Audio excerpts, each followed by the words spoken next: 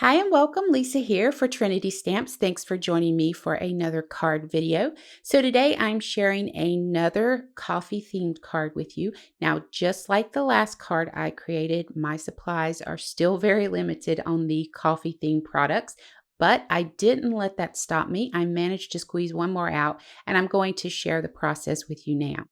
So here are the few of the products I've pulled to create this card. Now, once again, my mini coffee cup sleeve die set has come to my rescue. I'm going to use the coffee bean, the heart, and this scalloped edge circle die from this set. Next, the Love and Stuff sentiment set has a coffee related sentiment that reads, "Coffee is my love language," so it's going to be perfect. I'm using the slimline scalloped panels and banner die set with this. I have some gold, iridescent, and chocolate sprinkles to create my mix for my shaker. Now I went ahead and I ran the slimline panels through my die cutting machine. I used 110-pound cardstock for that.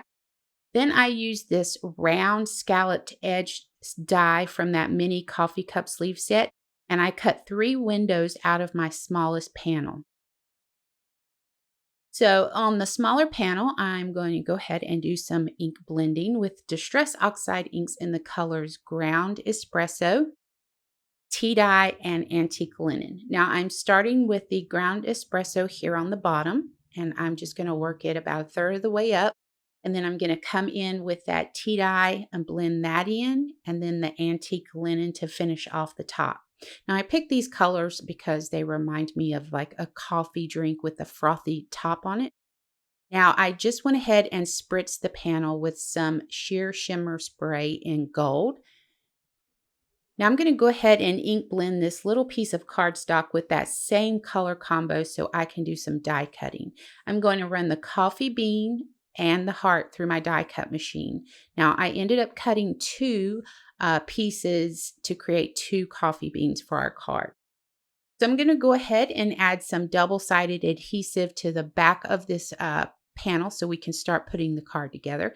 I'm laying acetate over it right now and pressing that down. So here I'm going to slow things down just a little bit because I want to share a tip with you. I have kept the cutouts from the windows that I cut out there, and I have placed them on the back of my shaker windows.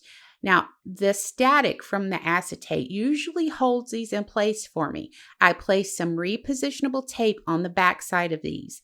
Now, when I flip it over, that repositionable tape is going to hold those die cut pieces in place. So I'm going to go ahead and press down on each one of those windows, and that is going to allow me to add my mounting foam straight to the back panel of my shaker card, and then I can put my sequins in there, and I don't have to worry about using another piece of acetate or making sure everything is lined up nice and neat without making this huge mess. So it just makes things a little bit easier doing it this way. So let's go ahead and add our mounting foam. We're going to double up our mounting foam so our goodies inside our shaker have plenty of room to move around. Now, once we have all of the mounting foam in place, we'll go ahead and remove those die cut pieces. I'm going to go ahead also and put 2 layers of mounting foam around the outer edge of that panel. Next up, we're going to go ahead. Now, I went ahead and I mixed the sequins and some chocolate sprinkles together. And we're going to go ahead and pour these into these sections on our card. And we're just going to come in and cover this up with the top panel. It makes things so much easier doing it this way. And you'll see it's real easy to just line everything up over what you already have there. Super simple.